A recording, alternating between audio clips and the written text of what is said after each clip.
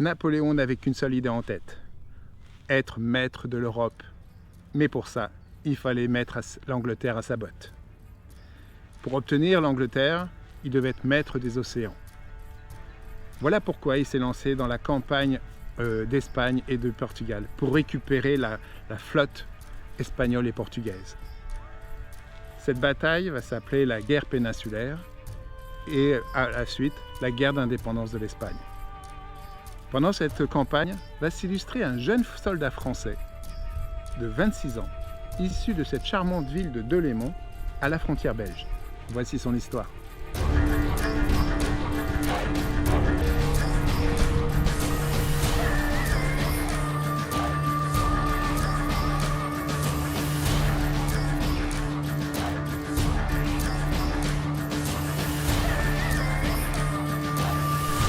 L'armée française est aux portes de Lisbonne. Les choses ne se présentent pas bien. Il faut dire que l'armée portugaise est secondée par l'armée espagnole et l'armée anglaise inclus.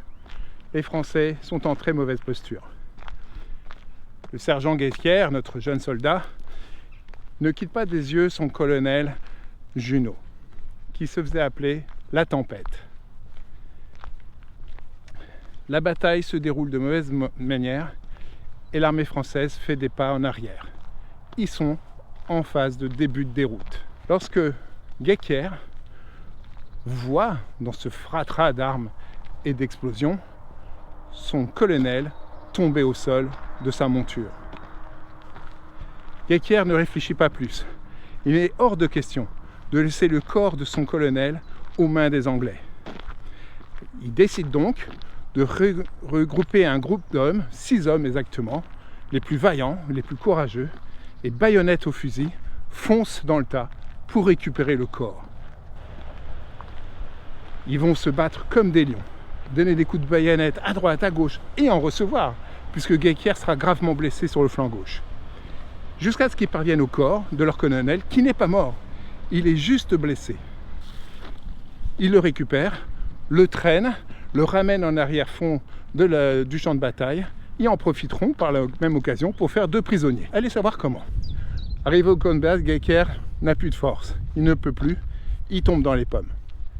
Les règlements de l'époque valaient que les actes de médecine soient prodigués selon l'ordre des grades, donc d'abord les plus hauts gradés, sauf que le colonel, reconnaissant de l'acte de bravoure de son sergent, décide que ce soit son sergent qui soit saigné en premier. Guesquière est tombé dans les pommes, il était à bout de force.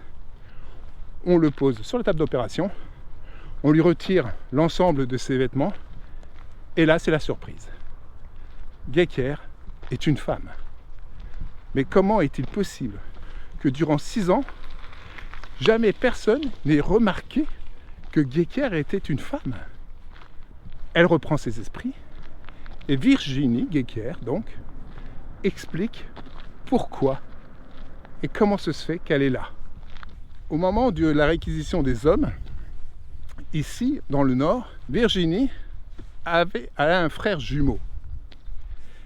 Et elle s'est fait passer pour lui parce que, en accord avec ses parents, il savait très bien que son frère ne reviendrait jamais de la guerre. Il était beaucoup trop fragile, psychiquement et physiquement, pour supporter une telle épreuve. Virginie s'est portée volontaire à sa place, sans le dire à l'armée. Elle a pris son rôle. Elle a été un soldat héroïque. Elle va servir ainsi pendant 6 ans, avec des actes de bravoure que jamais personne, aucun autre homme, n'aura jamais fait. Une femme exceptionnelle qui servit l'armée napoléonienne jusqu'à ses 32 ans.